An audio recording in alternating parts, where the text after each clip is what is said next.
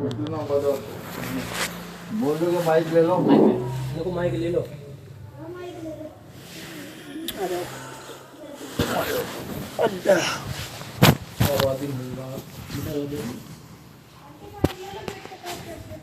आवाज आ रही ना। अस्सलामुअलैकुम वरहमतुल्लाहि वबरकातुहू। आपके अपने चैनल अमन अहमद 786 पर बयान सुनने जा रहे हैं। सुनकर इस पर अमल करें और दूसरों तक पहुंचाएं। अमल की नीयत से सुने और सुनकर लाइक शेयर ज़रूर करें। कुछ बातें अस्सलाम वालेकुम दोस्तों, कैसे हैं सब? उम्मीद है आप सब खैरियत से होंगे। आज हम लोग के लिए बयान लेके हाजिर हैं हज़रत अल्लामा मौलाना कारी मोहम्मद हनी मुल्तानी साहब का, और उन्वान है अल्लाह ताला की 4 निशानियाँ। बयान शुरू होने से पहले प्लीज वीडियो को लाइक कर दें और चैनल को सब्सक्राइब कर लें और बेल आइकन का बटन जरूर दबाइए और कमेंट सेक्शन में कमेंट जरूर कीजिएगा। तो चलिए चलते हैं बयान की तरफ। सुनन इब्न माजा की रिवायत हज़रत इब्न अब्बास रज़ी अल्लाहु अन्हुमा फरमाते हैं कि रसूलुल्लाह सल्लल्लाहु अलैहि वसल्लम ने इरशाद फरमाया एतकाफ़ करने वालों के मुतालिक कि वो मस्जिद में बहालत एतकाफ़ गुनाहों से बचा रहता है और वो सवाब भी उसको मिलता रहता है जो एतकाफ़ से बाहर दिगर तमाम नेकियां करने वालों को मिलता है, जैसे जनाजे की नमाज में शिरकत, मरीज़ की अयादत वग़ैरह वग़ैरह। ये ऐसे काम हैं जिनसे मुअतकिफ़ एतकाफ़ करने वाला एतकाफ़ में बैठने की वजह से रुका रहा तो उनका अज्र उसके किए बग़ैर भी अल्लाह तबारक व तआला उसको मरहमत फरमा देते हैं। और हमारी प्यारी माँ बहनें और अज़ीज़ान मोहतरम ये भी याद रखें कि एक दिन का सवाब इसका एतकाफ़, एक दिन के एतकाफ़ का सवाब कितना है। सैयदना अब्दुल्लाह इब्न अब्बास रज़ी अल्लाहु ताला अन्हुमा से रिवायत है कि रसूलुल्लाह सल्लल्लाहु अलैहि वसल्लम ने इरशाद फरमाया जो शख्स अपने भाई की किसी ज़रूरत को पूरा करने के लिए चल कर जाए तो ये अमल उसके लिए 10 साल के नफली एतकाफ़ से ज़्यादा मूजिब अज्र और सवाब होगा। और जो शख्स अल्लाह ताला की खुशनुदी हासिल करने के लिए फिर एक दिन का एतकाफ़ करे तो अल्लाह तबारक व तआला उसके और जहन्नम के दरमियान 3 खंदक हाइल फरमा देते हैं, जिनमें से हर एक खंदक की चौड़ाई ज़मीन व आसमान के फासले के बराबर है। और एतकाफ़ आखिर अशरे का ही सुन्नत है, बाकी तो ये नज़र की मान करके अपने ऊपर वाजिब कर लेना ये अलग चीज़ है, लेकिन एतकाफ़ मसनून जो है वो आखिर अशरे का है जो रमज़ान शरीफ में 20 रमज़ान से चाँद देखने तक का होता है। एतकाफ़ क्या है? दुनियावी कारोबार, माशी उलझनों, ज़ाती मसरूफ़ियात में कुछ लोग उलझ कर रह जाते हैं। इन तमाम मसरूफ़ियात में उलझकर इंसान अपने मकसद तख्लीक़ से गाफिल हो जाता है। शैतानी असरात उसके दिलो दिमाग पर इस तरह छा जाते हैं कि उसे कुछ और सोचने और गौर व फिक्र करने की सुध ही नहीं रहती। रफ्ता रफ्ता ये गफलत इतनी बढ़ जाती है कि नमाज के लिए मस्जिद में कुछ देर के लिए जाने और रोज़ा ज़कात वग़ैरह इबादतों की अंजाम दही से भी वो ख़त्म नहीं हो पाती।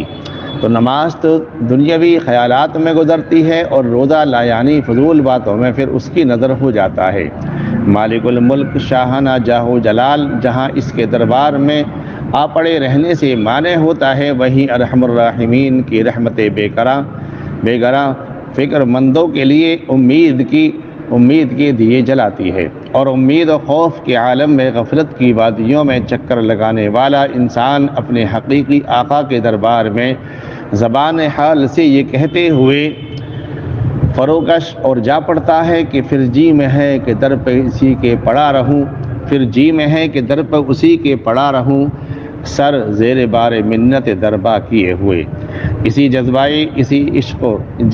इश्क की इसी उम्मीद और मिन्नत शनासी का नाम ही एतकाफ़ है। गोया के तमाम चीज़ों से अलग होकर के एतकाफ़ के लिए बैठ जाना है अल्लाह के लिए। अस्सलामु अलैकुम रहमतुल्लाह। सुन्नत एतकाफ़, मसनून एतकाफ़। रमज़ान शरीफ के आखिर अशरे में मर्दों के लिए बाजमात नमाज वाली मस्जिद में एतकाफ़ करना सुन्नत मुअक्कदा अलल किफ़ाया है।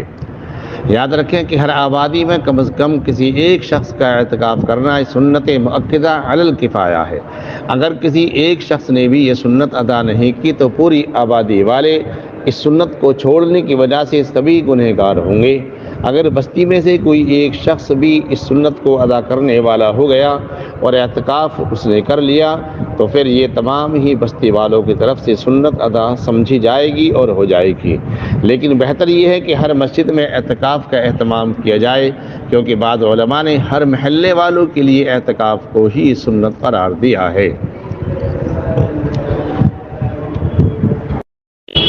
اعتکاف کرنے والوں کے لیے کچھ شرائط ہیں۔ نمبر 1، مسلمان ہونا، لہذا غیر مسلم کا اعتکاف اس کا معتبر نہیں ہوگا۔ عاقل اور بالغ ہونا، لہذا پاگل اور بچے کا اعتکاف بھی قابل اعتماد اور اعتبار نہیں ہوگا۔ نمبر 3، نیت کا ہونا، لہذا بلا نیت مسجد میں ٹھہرنا، اس سے بھی اعتکاف نہیں ہوگا، وہ بھی اعتکاف نہیں کہلائے گا۔ نمبر 4، مرد کا ایسی مسجد میں اعتکاف کرنا جس میں 5 وقتہ نماز باجماعت کے لیے امام اور مؤذن باقاعدہ موجود ہو، لہذا ویران مسجد میں تنہا اعتکاف معتبر نہیں ہوگا۔ اسی طریقے پر معتکف اعتکاف کرنے والے کا روزے دار ہونا، لہذا بغیر روزے کے واجب اور مسنون اعتکاف معتبر نہیں سمجھا جائے گا۔ 6ویں شرط یہ بھی ہے کہ اعتکاف کرنے والے کا جنابت اور حیض و نفاس سے پاک ہونا، مرد و عورت کا جنابت، غسل، ان تمام چیزوں سے، حیض و نفاس سے بھی پاک ہونا، لہذا حدث اکبر جس میں نہانے کی ضرورت ہوتی ہے اس کے ساتھ مسجد میں اعتکاف کرنا ہرگز درست نہیں ہوگا۔ طبعی ضرورت کے لیے اعتکاف کرنے والے کا مسجد سے باہر نکلنا، مرد حضرات سن لیں اور عورتیں بھی، ہماری خواتین ماں بہنیں بھی اس کو بغور سماعت فرمائیں۔ طبعی ضرورت 2 طرح کی ضرورتیں ہوتی ہیں۔ طبعی ضرورت مثلاً پیشاب پاخانہ، اس کو دور کرنے کے لیے غسل جنابت اور واجب وضو کے لیے اعتکاف کی حالت میں مسجد سے باہر جانا درست ہے۔ وضو کرنا بھی ہوگا، پیشاب وغیرہ کے لیے بھی جانا ہوگا تو اس کے لیے جا سکتے ہیں۔ اسی طرح اعتکاف کرنے والا اگر قضائے حاجت، پیشاب پخانے کی ضرورت یا ضروریات سے فارغ ہونے کے لیے مسجد کے قریبی بیت الخلاء کو چھوڑ کر اپنے یا کسی عزیز کے گھر جائے گا تو اس کی وجہ سے اس کا اعتکاف فاسد نہیں ہوگا۔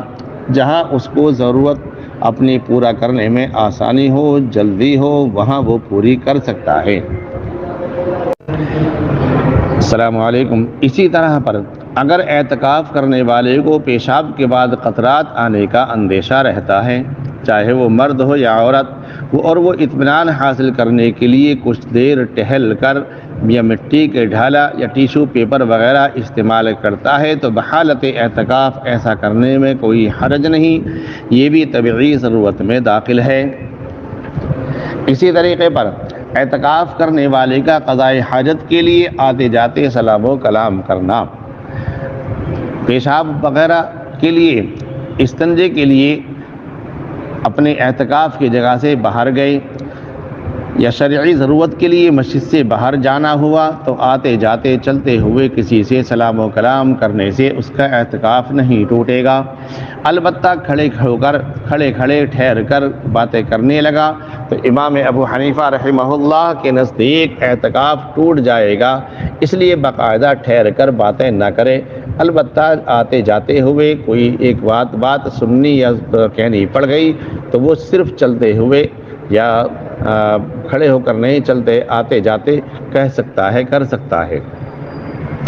اسی طرح سے اگر اعتکاف کرنے والے کے گھر سے یا کسی اور جگہ سے کھانا وغیرہ آنے کا کوئی نظم نہیں ہے تو وہ حسب ضرورت غروب کے بعد کھانا کھانے کے لیے اپنے گھر جا سکتا ہے، اس لیے کہ یہ بھی طبعی ضرورت میں داخل ہے۔ اسی طرح جو لوگ حرمین شریفین یعنی کہ مکہ المکرمہ میں رہتے ہیں، اگر وہ بھی آواز کو سنیں تو رمضان شریف میں اعتکاف کرنے کی سعادت حاصل کرتے ہیں اگر وہ وہاں اور وہ مغرب کے بعد قریبی ہوٹل پر جا کر کھانا کھا کر آئیں یا بیت اللہ کے باہر جو باہر کا صحن ہوتا ہے اس میں نکل کر کھانا کھا لے تو اس میں کوئی حرج نہیں ہے، کیونکہ یہ بھی طبعی ضرورت میں داخل ہے۔ صرف معاملہ یہ ہے کہ طبعی ضرورت کو پورا کر لے اور پورا کرنے کے بعد فوراً ہی مسجد میں اپنی اعتکاف کی جگہ پر حاضر ہو جائے۔ السلام علیکم ورحمۃ اللہ۔ السلام علیکم ورحمۃ اللہ۔ جو اصل مقصد ہے اعتکاف کرنے کا، جہاں دوسری عبادات کو یہ شامل ہے، اسی طرح پر اس میں حصول شب قدر کے شب قدر کی تلاش کی جائے، اور شب قدر میں جو اعتکاف کرتا ہے اس کو شب قدر حاصل ہو ہی جاتی ہے کہ وہ ہمہ وقت عبادتوں میں مشغول رہتا ہے۔ اسی طریقے پر رمضان کے آخری عشرے میں عبادات کے اندر اضافہ کیا جائے۔ رمضان شریف کے آخری عشرے میں عبادات کے لیے کمر کس لی جائے۔ اما عائشہ رضی اللہ تعالی عنہ فرماتی ہیں کہ جب رمضان شریف کا آخری عشرہ آ جاتا تھا تو رسول اللہ صلی اللہ علیہ وسلم تہمد کس لیتے تھے، یعنی ازواج مطہرات سے قربت اور صحبت بھی نہیں فرماتے تھے، یا عبادت میں اضافہ اور محنت کے لیے کمر بستہ ہو جاتے تھے۔ خود پوری رات عبادت کرتے تھے اور گھر والوں کو بھی عبادت کے لیے جگاتے تھے۔ شد میزرہ واحیا لیلہ وایقظ اہلہ کے الفاظ حدیث پاک میں موجود ہیں۔ جمعے کے غسل مسنون کے لیے مسجد سے باہر جانا، عام فقہی کتابوں میں اور فتاویٰ میں تو یہی بات لکھی ہے غیر واجب غسل کے لیے۔ اس کو خاص طور سے ہماری ماں بہنیں بھی یاد رکھیں اور مرد حضرات بھی، کہ صرف ٹھنڈک حاصل کرنے کے لیے، راحت بدن کو پہنچانے کے لیے نہانا اعتکاف والے کو جائز نہیں ہے۔ اس لیے کہ اعتکاف والا نہانے کے لیے جائے گا تو اپنے اعتکاف کی جگہ سے الگ ہٹے گا، جو کہ ایک سیکنڈ کے لیے وہاں سے ہٹنا درست نہیں۔ طبعی ضرورت میں یہ داخل نہیں ہے کہ ٹھنڈک حاصل کرنے کے لیے غسل نہیں، بلکہ اگر غسل واجب ہو جائے، حالت اعتکاف میں احتلام وغیرہ ہو جائے، کوئی نہانے کی ضرورت پیش آ جائے خواب کے ذریعے سے یا کسی طرح سے خواب کی حالت میں، تو اس کے لیے تو غسل کرنے کے لیے باہر جائے گا۔ صرف ٹھنڈک حاصل کرنے کے لیے اعتکاف والے کو اپنی اعتکاف کی جگہ چھوڑنا یہ درست نہیں ہے۔ اگر معتکف کو احتلام کی صورت پیش آ جائے تو اس سے اعتکاف فاسد نہیں ہوتا، تاہم اس شکل میں جلد سے جلد مسجد سے باہر جا کر پاکی حاصل کر لینی چاہیے۔ اسی طرح اعتکاف کرنے والا شخص احتلام اگر اس کو ہو جائے، سر دست مسجد سے نکلنے کا کسی عذر کی وجہ سے موقع نہ ہو تو وہ فوری طور پر وہیں تیمم کر لے، جب تک باہر جانے کی سہولت نہ ہو وہیں ٹھہرا رہے، پھر بھی باہر نہیں نکل سکتا۔ مثلا غسل کرنے کے لیے مسجد کے غسل خانے میں جائے گا، یہ ہماری ماں بہنیں ہیں، ان کو نہانے کی حاجت پیش آئی اور وہ اب اپنے اعتکاف کی جگہ سے اٹھیں گی، اور معلوم یہ ہے کہ جہاں باتھ روم ہے اس میں پہلے سے کوئی موجود ہے تو وہاں جا کر کے ان کو کھڑا ہونا پڑے گا، تو ایسا نہ کریں، بلکہ اپنے وہیں اعتکاف کی جگہ پر تیمم کر لیں، دیوار سے یا مٹی کا ڈھیلا اگر پاس میں ہو تو اس سے تیمم کر لیں اور پھر وہیں ٹھہری رہیں۔ جیسے ہی غسل خانہ وغیرہ خالی ہو جائے اور نہانے کے لیے تیار ہو جائیں، فوراً جا کر کے غسل خانے میں نہانے کے لیے فوراً پہنچ جائیں اور وہاں بھی زیادہ دیر تک نہ ٹھہریں۔ اسی طرح پر اگر معتکف شخص بیمار ہو، اعتکاف کرنے والا بیمار ہو، اسے مسجد سے باہر جا کر ڈاکٹر کو دکھانے کی ضرورت ہو، تو امام اعظم ابو حنیفہ رحمہ اللہ کے نزدیک اس مقصد سے مسجد سے باہر جانے سے اس کا اعتکاف ٹوٹ جائے گا، لیکن عذر کی بنا پر اس کو گناہ نہیں ہوگا، جبکہ صاحبین رحمہم اللہ کے نزدیک مجبوری میں اس کی گنجائش ہے۔ اگر اسے کوئی ایسی ضرورت پیش آ گئی، ارجنٹ جس کو بولتے ہیں، کوئی صورت پیش آئی کہ اس کو وہاں سے اعتکاف کی حالت سے نکلنا پڑا، یعنی کوئی ایسی صورت پیش آئے کہ مسجد سے نکلنا پھر ایسے حال میں درست ہے، ایسی صورت میں وہ فوراً دوسری مسجد کی طرف منتقل ہو جائے، اس سے اعتکاف بدستور باقی رہے گا۔ مسجد گرنے لگی یا مسجد میں ایسا انتظام نہ رہا جس سے اس کی ضرورتیں پوری ہو سکیں تو وہ دوسری مسجد میں جا سکتا ہے، لیکن اس کی چند شرطیں لکھی ہیں، ان کو سن لیں ذرا۔ مسجد کی عمارت منہدم ہونے لگے، مسجد کے ارد گرد آباد لوگ سب وہاں سے چلے جائیں، مسجد میں باجماعت نماز موقوف ہو جائے، کوئی زور آور شخص اعتکاف کرنے والے کو زبردستی مسجد سے نکال دے، کوئی ظالم اعتکاف کرنے والے کو گرفتار کر لے، اس مسجد میں رہتے ہوئے اپنی جان کا یا مال کا دشمنوں کی طرف سے سخت خطرہ ہو تو اس حال میں دوسری مسجد میں منتقل ہو سکتا ہے، اس کا اعتکاف بدستور باقی رہے گا۔ السلام علیکم ورحمۃ اللہ۔ کی باتیں پیچھے کی باتیں سب کچھ مجھے معلوم ہے۔ السلام علیکم ورحمۃ اللہ وبرکاتہ۔ میرے محترم بھائیوں، دوستوں، بزرگوں اور عزیز ساتھیوں، اللہ تعالیٰ کا بہت بڑا کرم ہوا، احسان ہوا کہ اللہ تعالیٰ نے ہمیں دین کی نسبت پر جڑنے کی توفیق عطا فرمائی، اور محض کرم یہ ہوا کہ تھوڑی دیر دین کی غور و فکر لے کر بیٹھنے کی توفیق عطا فرمائی۔ میرے محترم بھائیوں، دوستوں، بزرگوں، آپ اور ہم جو اس مجلس میں بیٹھے ہیں یہ سب اللہ کا کرم ہے، نہیں تو ہم اللہ کی بنا مرضی کے ایک سانس تک نہیں لے سکتے، اللہ کی بنا مرضی کے ایک سانس تک نہیں لے سکتے۔ ہم کھانا کھا رہے ہیں، اگر ہمارا ہاتھ بیچ میں ہو جائے، اللہ کا حکم ہو جائے کہ یہ لقمہ منہ میں ہو جائے تو وہ نہیں جا پائے گا، کیوں؟ کیونکہ اللہ کا حکم ہے۔ تو ہم جو سانس لے رہے ہیں وہ اللہ کے حکم سے لے رہے ہیں۔ آج ہم اللہ کی قدرت کو پہچاننے والے بنے، کیونکہ آج ہم اللہ کی قدرت کو نہیں پہچان رہے۔ اب ہم کچھ کام کرتے تو کیا کہتے میں نے کیا، نہیں، تو کیا قدرت، تیری کیا طاقت ہے؟ جو کرتا ہے اللہ کرتا ہے، اللہ کی طاقت ہے، ہر کام میں اللہ کی طاقت ہے۔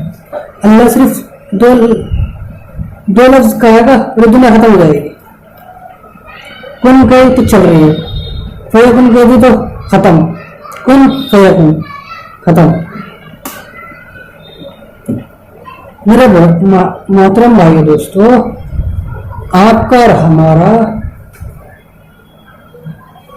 جو یہ جڑنا ہوتا ہے یہ ٹیم کی نسبت سے ہوتا ہے، ورنہ میں کہاں دلی کا رہنے والا اور آپ کہاں مہاراشٹر کے رہنے والے ہے میرے بھائی دوستو۔ ہمارا جو ملنا جلنا ہوتا ہے یہ ٹیم کی نسبت سے ہوتا ہے، ورنہ نہ میں آپ کو جانتا نہ آپ مجھے جانتے، کیا جانتے ہو؟ نہیں جانتے نا۔ اسی لیے اللہ کی قدرت کو پہچاننے والے بنو، اللہ کی قدرت کو پہچانیں گے تو بات سمجھ میں آئے گی، اللہ کی قدرت کو نہیں پہچانیں گے تو کوئی بات سمجھ میں نہیں آئے گی۔ اور اللہ کی اگر قدرت کو پہچانو گے میرا بھائیو دوستو، اب اللہ جو ہے تم یہاں دے گا، ہم ایک ہل چلاتے ہیں اور ایک بیج ڈالتے ہیں، بیج ڈالتے ہیں میرے بھائی دوستو، اور ایک بیج کو کون لگاتا ہے؟ اللہ۔ ہمارے سے بتا کرتے ہیں ہم بیج ڈال دیتے بس، اگر نہ چاہے اللہ کا حکم نہ ہو تو وہ کبھی بھی نہ ہوگا، لیکن اللہ کا حکم ہوتا تو وہ نکل جاتا۔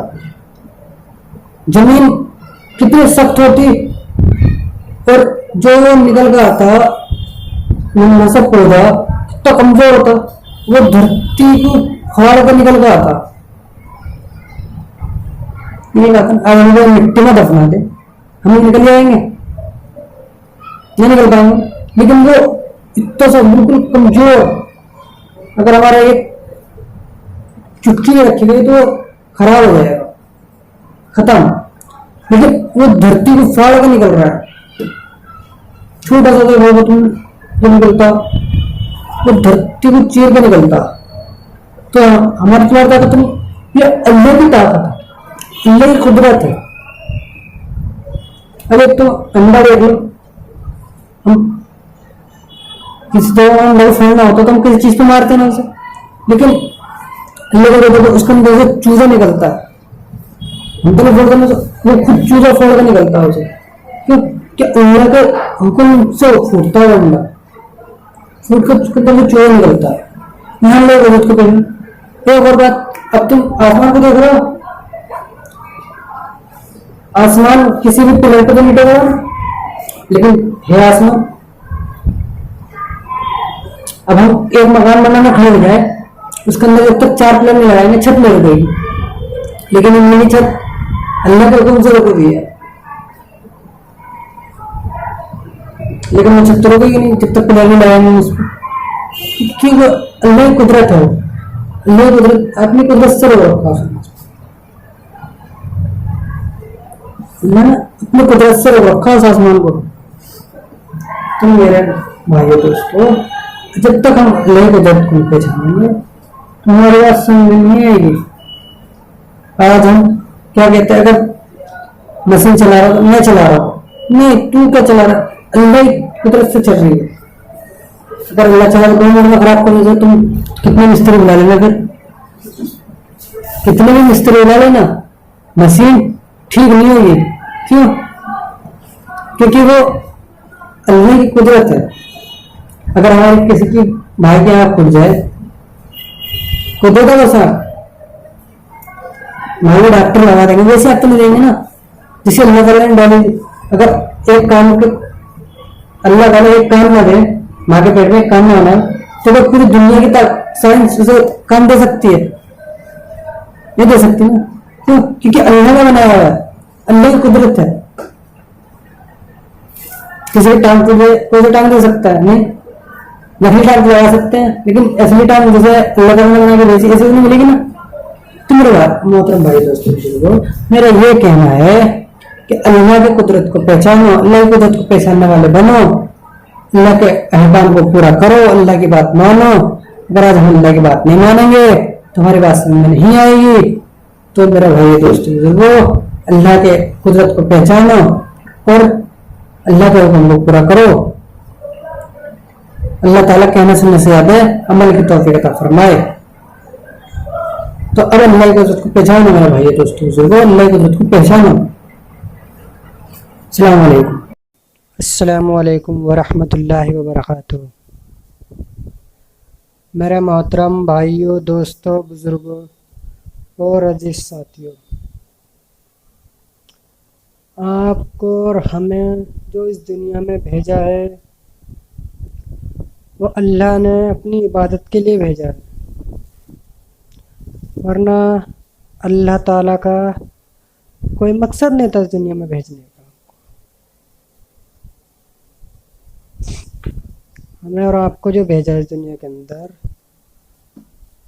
वो अपने फर्ज को अदा करने के लिए भेजा है, दुनिया कमाने के लिए नहीं भेजा। हाँ, आप सल्लल्लाहु अलैहि वसल्लम ने फरमाया कि मेरे सहाबाओ आओ ईमान लेकर आए। तो सहाबाओं ने क्या जवाब दिया कि हम तो ईमान वाले हैं, कैसे ईमान लेकर? तो आप सल्लल्लाहु अलैहि वसल्लम ने कहा कि अपने ईमान को ताज़ा करते रहना चाहिए।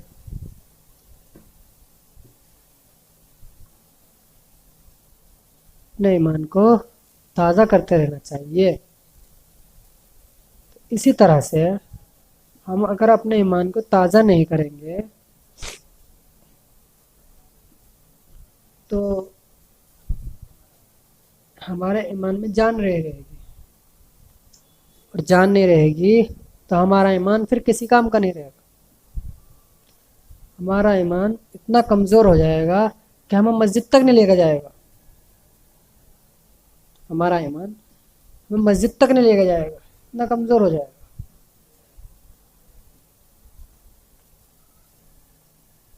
तो मेरा मोहतरम भाइयों दोस्तों, अपने ईमान को ताज़ा करते रहना चाहिए। ईमान को ताज़ा करने के लिए हमें क्या करना पड़ेगा? हमें अपने ईमान को ताज़ा करने के लिए 5 वक्त की नमाज को पढ़ना पड़ेगा, सल्लल्लाहु अलैहि वसल्लम की सुन्नतों को अदा करना पड़ेगा, सुन्नतों को अदा करेंगे तो हमारे अंदर दीन आएगा। अब एक सुन्नत अदा करने पे 100 शहीदों का सवाब मिल रहा है, और उस वक्त सहाबाओं के टाइम में ایک شہید کرتے تھے جب ایک کا ثواب ملتا تھا، اور اب ایک سنت ادا کرنے پہ 100 شہیدوں کا ثواب مل رہا ہے۔ تو میرے محترم بھائی دوستوں بزرگوں، سنت کو نہ چھوڑے، سنت ادا کرے۔ اگر ہم سنت ادا کرنے والے بنیں گے تو ہمارے اندر ایمان آئے گا۔ یہ بتاتے ہیں کہ اگر کوئی شخص اپنا ایمان رائے کے دانے کے برابر بھی بنا کر اور بچا کر لے گیا تو وہ کامیاب ہو جائے گا۔ آج ہمارا ایمان رائے کے دانے کے برابر کیا ذرہ برابر بھی ایمان نہیں ہے۔ آج ہمارا ایمان اتنا کم تر ہو چکا ہے کہ ذرہ برابر بھی ایمان نہیں ہے۔ اور اللہ تعالیٰ کیا فرما رہے ہیں کہ رائے کے دانے کے برابر ایمان کو بنا کے اور بچا کر لے آؤ تو جنت پا جاؤ گے۔ میرے محترم بھائی دوستوں بزرگوں، اپنے ایمان کو تازہ کرو، سنت پہ چلنے والے بنو، سنت ادا کرو۔ اگر آپ سنت ادا کرو گے، اگر آپ کے اندر سنتیں آئیں گی، سنت ادا کرنے والے بنو گے، تو میرے محترم بھائی دوستو ہمارے اندر ایمان آئے گا۔ ورنہ کل قیامت کے دن ہم سے پوچھو گی کہ ہم نے تمہیں اپنے کام کے لیے بھیجا تھا یا دنیا کے کام کے لیے بھیجا تھا، اور ہم سے کوئی جواب نہیں بنے گا۔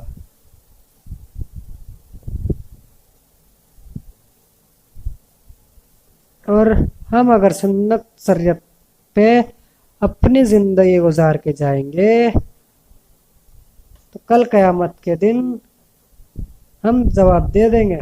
قبر کے اندر ہی پوچھو گی من ربو کا، من دینو کا، من نبیو کا، تمہارا رب کون ہے، تمہارا دین کیا ہے، اور آپ کس کی امت میں ہو۔ اگر ہم نے آپ صلی اللہ علیہ وسلم کے طریقے پہ زندگی گزاری ہوگی، اللہ کے حکم کا زندگی گزاری ہوگی، تو ہم قبر کے اندر جواب دے دیں گے۔ ورنہ تو اپنی زندگی میں اگر دین نہ ہوگا تو قبر کے اندر پکڑ ہوگی، اور قبر کے اندر پکڑ ہو گئی تو پھر بچنا مشکل ہے، کیونکہ سب سے پہلی منزل جو ہے وہ ہے قبر۔ قبر کی پہلی منزل ہے، اور ہم نے قبر میں ہی فیل ہو گئے تو پھر آگے ایگزام میں نہیں بیٹھنے دیا جائے گا ہم کو۔ اب دیکھو ہم ایگزام دینے کے لیے جاتے ہیں، اگر ہم 10ویں کلاس کے ایگزام دینے کے لیے جائیں گے اور ہم ایگزام میں غلط لکھ آئیں گے تو فیل ہو جائیں گے، تو پھر ہمیں 10ویں میں دوبارہ پڑھنا پڑے گا۔ لیکن اس زندگی میں ایک بار آنے کے بعد دوبارہ نہیں پڑھنے کا موقع ملے گا، اس میں تو دوبارہ موقع مل سکتا ہے۔ اگر ہم 10ویں میں فیل ہو گئے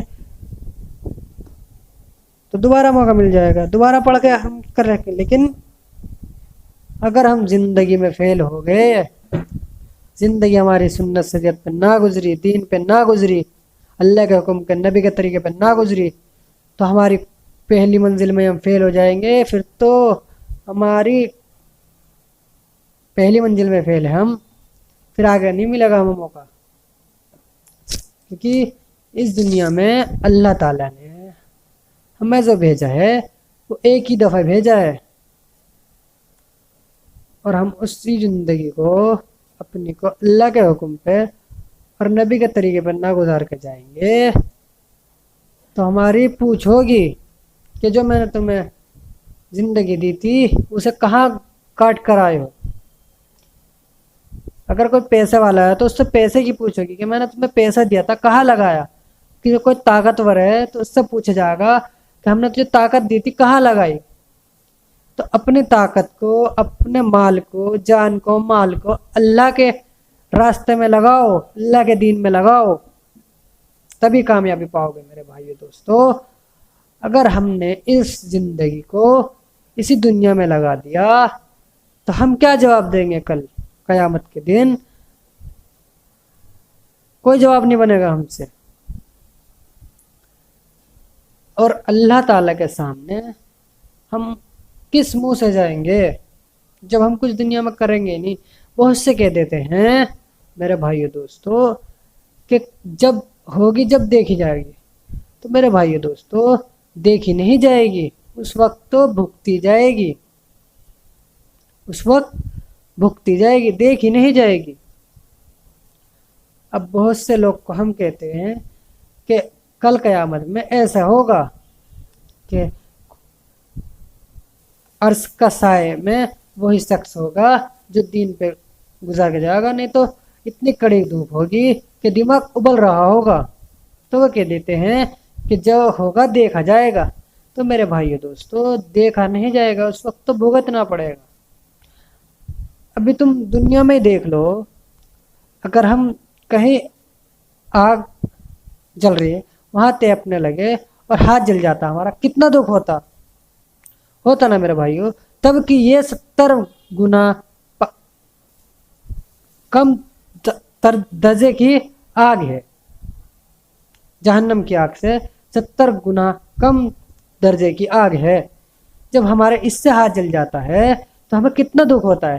تو وہ تو جہنم کی آگ ہے، تو اس میں جب ہم نیک عمل کر کے نہیں جائیں گے، اس میں پھینک دیے جائیں گے، تو اس وقت کتنا دکھ ہوگا.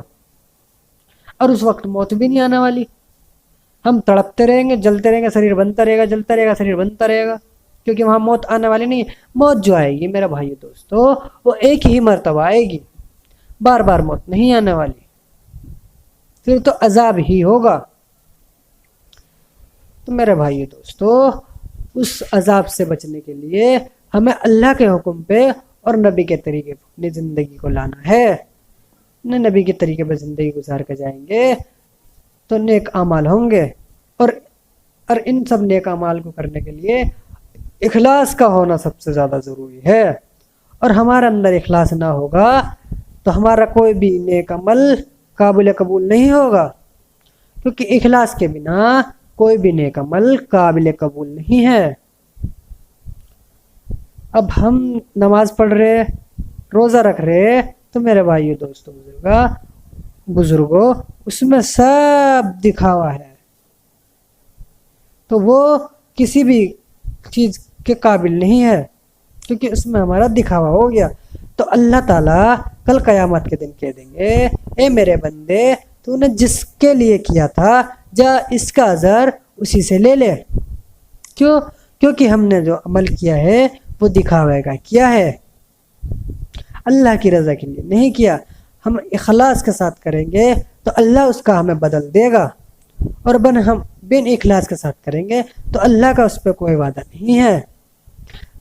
اب ہم نے بن اخلاص کے ساتھ اگر احد پہاڑ کے برابر بھی سونا صدقہ کر دیا تو اس کا ہمیں کوئی اجر نہیں ملے گا. اور اخلاص کے ساتھ ہم نے ایک بیج ہوئی گٹھلی بھی صدقہ کر دی تو احد پہاڑ کے برابر ثواب ملے گا. احد ایک پہاڑ ہے جو کہ عرب میں ہے، عرب میں ایک پہاڑ ہے جس کا نام احد ہے، اس کے برابر سونے صدقے کا ثواب ملے گا اگر ہم نے اخلاص کے ساتھ ایک بیج ہوئی گٹھلی صدقہ کی ہے. ہمارے بڑے بتاتے ہیں. تو میرے بھائیو دوستو ہمیں جو کام کرنا ہے وہ اخلاص کے ساتھ کرنا ہے، اس میں بالکل بھی دکھاوا نہ ہو، کیونکہ دکھاوے والا عمل اللہ کو پسند نہیں. اگر ہم 2 رکعت نماز پڑھ رہے تو اس کے اندر اخلاص ہو، ورنہ تو کالے کپڑے میں لپیٹ کے ہمارے اوپر منہ کے پھینک کے دی جائے گی. تو نماز کو جو پڑھنا ہے ہمیں سوار کر پڑھنا ہے. سوار کر کیسا پڑھنا ہے؟ اب دیکھو ہم نماز کے لیے نیت باندھ لیتے ہیں تو ہمارا دھیان جو ہونا چاہیے وہ یہ ہونا چاہیے کہ اللہ ہمیں دیکھ رہا ہے، نہیں تو ہم اللہ کو دیکھ رہے ہیں، اللہ کے سامنے کھڑے ہیں. اس طرح سے نماز پڑھو گے تو آپ کی نماز میں جان پڑے گی، ورنہ تو وہ ہم نماز کی نیت باندھ کے کھڑے ہو گئے اور ہمارا دھیان شیطان بھٹکا دیتا ہے ادھر ادھر، تو وہ ہماری نماز میں جان نہیں پڑ سکتی. کیوں؟ کیونکہ ہمارا دھیان نماز میں نہیں تھا، دنیا میں ہی تھا. تو دنیا سے نکال کر اپنے دھیان کو اللہ پر لگانا ہے، اپنی نماز پر لگانا ہے. تو اخلاص کے ساتھ نماز پڑھنی ہے اور سوار سوار کر پڑھنی ہے. اب کوئی پھول اگر مرجھا جائے گا تو تم اس کو پھینک دو گے نا. اسی طرح سے اگر ہم مرجھی ہوئی نماز پڑھیں گے تو اللہ تعالیٰ بھی اس کو پھینک دے گا. تو اس لیے ہم کھلے ہوئے پھول کی طرح نماز پڑھیں گے تو اللہ کو پسند آئے گی، کیونکہ کھلے ہوئے پھول سب کو پسند آتے ہیں. اب مرجھایا پھول کسی کو پسند نہیں آتا. کیوں؟ کیونکہ وہ مرجھا جاتا ہے، اس میں جان نہیں ہوتی. کھلے ہوئے پھول سب کو پسند آتے ہیں. اسی طرح کھلے ہوئے پھول کی طرح ہمیں نماز پڑھنی ہے، سوار سوار کے اللہ کے دھیان لگا کے نماز پڑھنی ہے. اور میرے بھائی دوستو، یہ سب چیزیں سیکھنے کے لیے اللہ کے راستے میں جانا ہے. اللہ کا راستے میں نہیں نکلیں گے تو ہماری نمازیں ٹھیک نہیں ہوں گی، اور نمازیں جو ٹھیک ہوگی وہ ہماری مسجد کے اندر ٹھیک ہوگی، دنیا میں نہیں ہوگی. دنیا میں جو ہے وہ ہمیں شیطان ادھر ادھر بھٹکا دیتا ہے. شیطان کے 70 نورانی داؤ پیچ ہے، 70 نورانی داؤ پیچ ہے. تو میرے بھائی دوستو، اس کے 70 نورانی داؤ پیچ سے بچنا ہے تو اپنے دل کو صاف کرنا پڑے گا. اب دل صاف کیسے ہوگا؟ دل جو صاف ہوگا، ہمارا دل جو صاف ہوئے گا وہ ذکر سے ہوئے گا. ذکر کریں گے اللہ کا تبھی دل صاف ہو سکتا ہے، ورنہ ہمارا دل میں میل بھرا پڑا رہے گا. دل سیاہ اور کالا ہو چکا ہے. آج ہمارا دل جو ہے وہ سیاہ اور کالا ہو چکا ہے. اس کو صاف کرنے کے لیے ذکر اذکار کرنا ضروری ہے. ذکر کرنے سے دل زندہ ہوتا ہے اور نہ ذکر کرنے سے دل مردہ ہوتا ہے. اور ذاکرین کے لیے جنت کے 8 دروازے کھول دیے جاتے ہیں.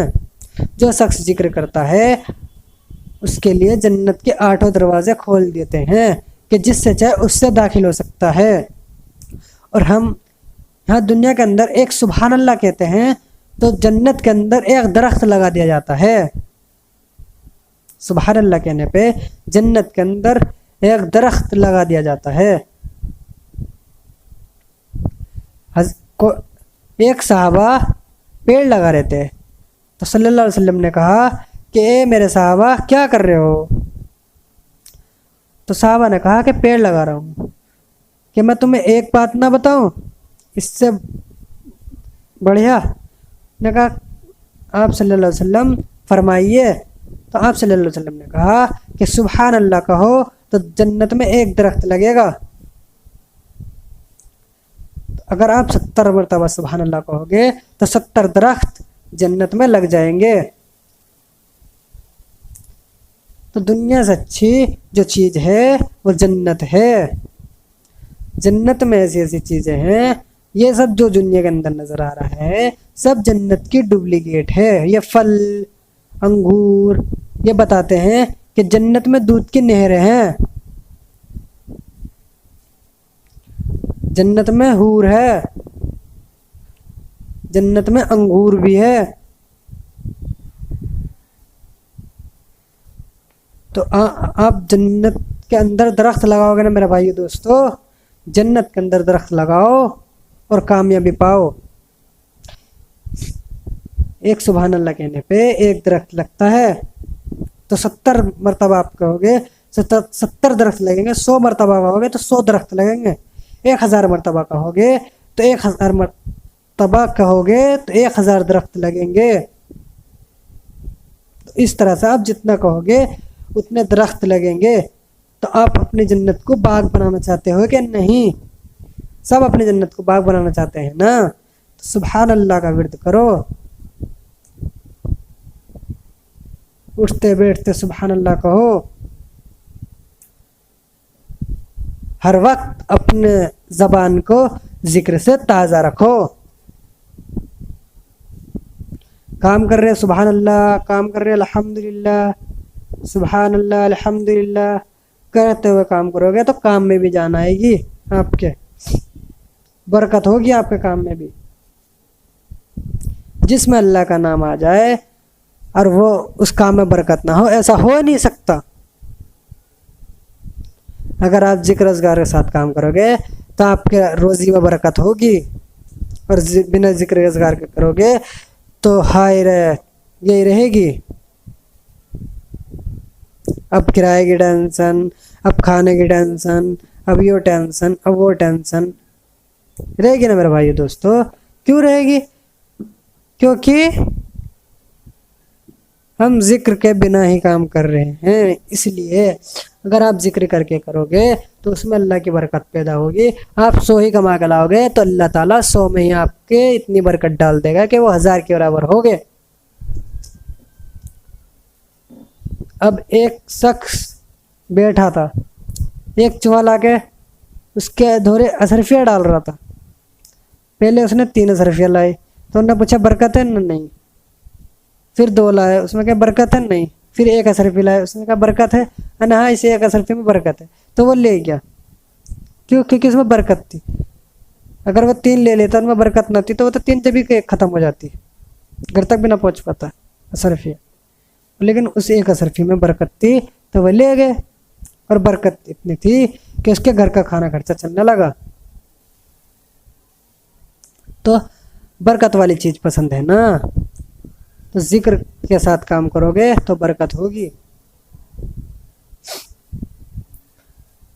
میرے بھائیو دوستو، بزرگوں اور عزیز ساتھیو، اگر ہم ذکر کرنا چھوڑ دیں گے تو ہمارا دل مردہ ہو جائے گا۔ یہ بتاتے ہیں کہ ایک شخص کچھ پیسے لے کے تقسیم کر رہا ہو اور ایک ذکر کر رہا ہو تو ذکر کرنے والا افضل ہے، ذکر کرنے والا افضل ہے۔ میرے بھائی دوستو بزرگوں، ذکر کرو گے تو دل زندہ رہے گا، اور ان سب کے ساتھ اپنے بڑوں کی عزت بھی کرنی آنی چاہیے۔ ہم اب دنیا کا سارا کام کر رہے ہیں، نماز بھی پڑھ رہے ہیں، روزے بھی رکھ رہے ہیں، اور ہم سے ہمارے ماں باپ خوش نہیں ہیں تو جنت نہیں ملے گی۔ تو اپنے بزرگوں کی عیادت کرنا ضروری ہے، ان کی خدمت کرنا ضروری ہے۔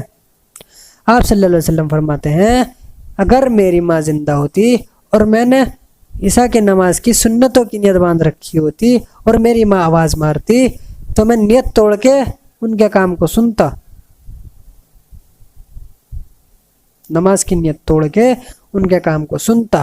تو آپ صلی اللہ علیہ وسلم نے ماں باپ کی اتنی اہمیت بتائی ہے، تو ماں باپ کی عزت کرنی چاہیے، ماں باپ کو خدمت دینی چاہیے، ماں باپ کی خدمت کرنی چاہیے۔ آپ ماں باپ کی خدمت کرو گے تو جنت کو پا جاؤ گے۔ اب نبی کے آپ صلی اللہ علیہ وسلم کے دور میں ایک شخص کا انتقال ہو گیا جس نے اپنی ماں کو کبھی دکھ دیا ہے اور اس کی ماں نے اس کو معاف کرنے سے منع کر دیا، تو اس کی موت آ گئی، تو اس کی جان شریر میں اٹک رہی تھی، تو کہا کہ کیا بات ہے کہ اس کی جان نہیں نکل رہی، کہ اس کی جان نہیں نکل رہی۔ تو جب پتہ کرتے کرتے پتہ چلا کہ اس نے اپنی ماں کو ناراض کر دیا تھا، اس کی ماں اس سے ناراض ہے، تو کہا آپ صلی اللہ علیہ وسلم نے کہ اس کو معاف کر دو، پیغام بھیجا، تو اس نے منع کر دیا، تو کہا کہ لکڑی کا ڈھیر لاؤ اور اس کو اس آگ میں پھینکو، اور آگ جلا کر اس میں پھینک دو کہ جب یہ جہنم میں تو جلے گا تو دنیا سے جلانا کیوں نہ اسٹارٹ کرے۔ تو ماں کو ترس آ گیا، تو ماں نے معاف کر دیا، تو اس کی روح قبض ہو گئی۔ جب اس کی جان نکل گئی شریر سے تب اس کو دفنایا گیا، ورنہ جب تک اس کی ماں نے اس کو معاف نہیں کیا جب تک ان کی جان نہیں نکلی تھی۔ تو میرا محترم بھائیو دوستو، اپنے ماں باپ کی خدمت کرنے والے بنو۔ اگر آپ اپنے ماں باپ کی خدمت کرو گے تو جنت کو پاؤ گے۔ باپ جنت کا گیٹ ہے اور ماں کے پیروں کے نیچے جنت ہے۔ جب ماں باپ کو خوش کرو گے جب ہی آپ جنت کو پاؤ گے، اور آپ نے اپنے ماں باپ کو ناراض کر دیا تو جنت سے محروم رہ جاؤ گے۔ क्योंकि माँ को नाराज़ करोगे तो भी जन्नत नहीं मिलनी और बाप को नाराज़ करोगे तो भी जन्नत नहीं मिलनी, क्योंकि माँ के पैरों के कदमों के नीचे जन्नत है और बाप जन्नत का दरवाज़ा है, जन्नत का गेट है। और आप माँ को खुश करोगे और बाप को खुश नहीं करोगे तो क्या दरवाज़ा रहेगा नहीं, तो कैसे जाओगे जन्नत के अंदर। तो इसलिए दोनों को खुश करना है, माँ को भी और बाप को भी, दोनों की खिदमत करनी है। आजकल का दौर ऐसा आ चुका है कि अपने माँ बाप को दुखी कर कर अपनी दुनिया में मगन है। माँ बाप कहते हैं बेटा इधर को आ, हमारी बात भी सुन, कोई सुनने को तैयार नहीं। अल्लाह माफ़ करे, अल्लाह माफ़ करे। ये दौर इतना बुरा आ चुका है कि आज माँ अगर बेटी को आवाज़ मारती है तो वो बेटी जवाब नहीं देती, और अगर देती है तो गुर्राती है माँ के ऊपर को, और बेटा भी अपने बाप को गुर्राता है, क्योंकि इतना बुरा दौर आ चुका है, बहुत ज़्यादा बेकार दौर आ चुका है। आज अगर बाप कहता है कि बेटे ये ना कर, तो बेटा वही करता है जो उसके माँ बाप मना करते हैं। तब कि बाप को सब पता होता है कि किस में अच्छाई है किस में बुराई है। तो माँ बाप के कहने को सुनो और माँ बाप की खिदमत करने वाले बनो। अब एक शख्स जमात में गया, अब याद आ रही तो बता देता हूँ मैं आपको। अब एक शख्स जमात में गया तो जमात में यही हदीस आ गई, माँ बाप को मोहब्बत की नज़रों से देखना चाहिए। अब उस बंदे ने अमल किया तो वो जब भी उठता तो अपने माँ बाप की तरफ को प्यार भरी नज़र से देखता, माँ बाप की तरफ को। सुबह होती तो भी, दोपहर को अपने घर में घुसता जब भी प्यार भरी नज़र से देखता। तो अब उनके माँ बाप को लगा कि बेटा हमें पता नहीं क्यों घूर रहा है, जब से जमात में से आया पता नहीं हमें बेटा क्यों घूर रहा है। तो उनका बाप जो थे, उनके अब्बा जान जो थे, वो मस्जिद में गए और मस्जिद में जाके उनके अमीर साहब से पूछा कि जब से तुम जमात में से लाए हो हमारा बेटा हमें घूर रहा है, पता नहीं क्या मामला है। तो उनके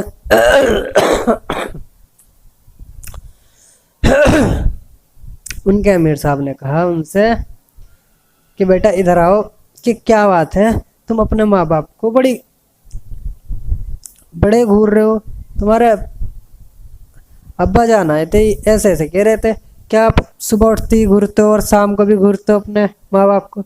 तो उन्होंने कहा कि अमीर साहब आपने ही तो सुनाई थी वो हदीस कि अपने माँ बाप को प्यार भरी नज़र से देखना चाहिए, तो मैं तो अपने माँ बाप को प्यार भरी नज़र से देखता हूँ। तो फिर उनके अमीर साहब ने उनके अब्बू से बताया कि वो तुम्हें प्यार भरी नज़र से देखता है। तो मेरे भाई दोस्तों सिर्फ ऐसा काम मत करना कि तुम्हारा अब्बा जान कहे कि हमारा बेटा जब से जमात में से आया है हमें तो घूरता ही है। बस ये है कि उनकी खिदमत करने वाले बनो, उनके काम को सुनो।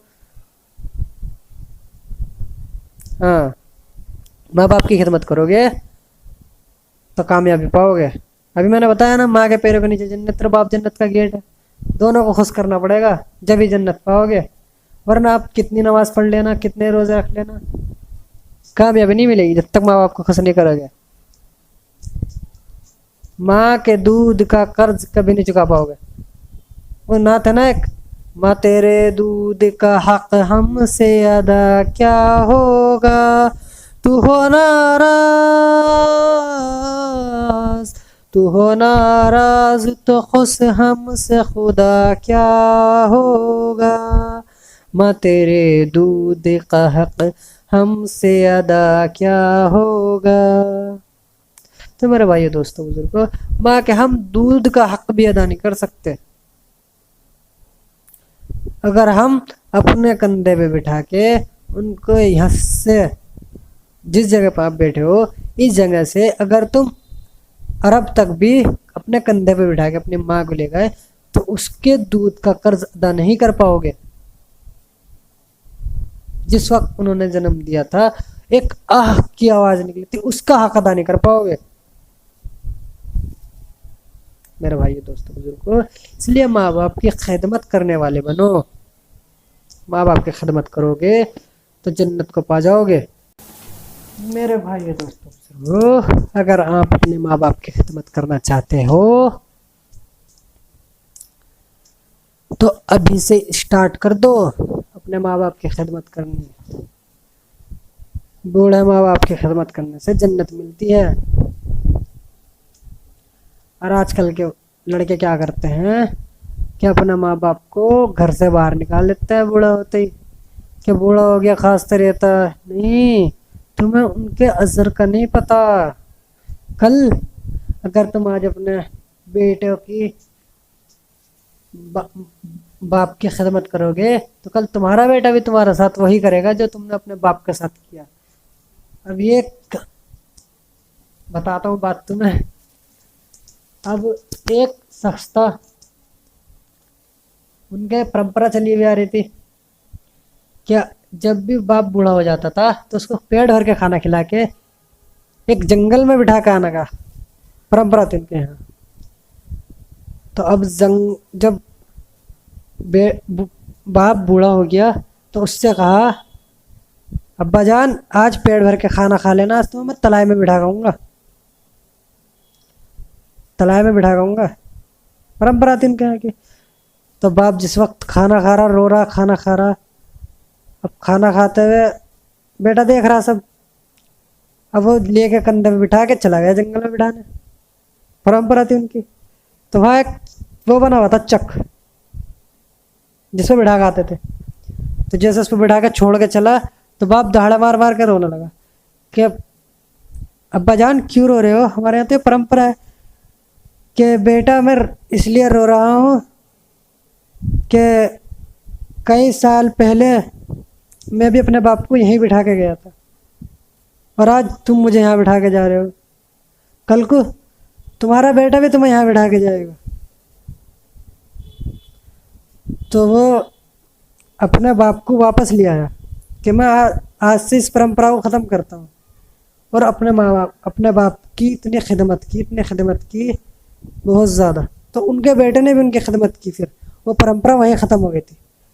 تو اس لیے جو آپ کرو گے وہی آپ کا بیٹا آپ کے ساتھ کرے گا. اگر وہ نہ لاتا اسے تلائے میں سے اٹھا کے تو کل کو اس کا بیٹا بھی اس کو تلائے میں بٹھا گاتا نا میرے بھائی دوستوں. پرمپرا چلتی رہتی. تو اسی لیے جو آج آپ کرو گے کل آپ کا بیٹا بھی آپ کے ساتھ وہی کرے گا. جو آج آپ اپنے باپ کے ساتھ کرو گے، اپنی ماں کے ساتھ کرو گے تو کل آپ کے ساتھ بھی وہی ہوگا. تو اس لیے سوچ کر لے. اگر آپ کو سمجھ میں نہیں آ رہی بات تو یہ سوچ کر لے کہ کل کو ہمارے ساتھ بھی یہی ہونا. وہ ایک اور نعت ہے نا، جو پڑا ٹوٹی کھٹیا پہ کوڑا ہے تو، اب تیرے بچے بھی اب تجھ سے ڈرتے نہیں، نفرتیں ہیں محبت وہ کرتے نہیں.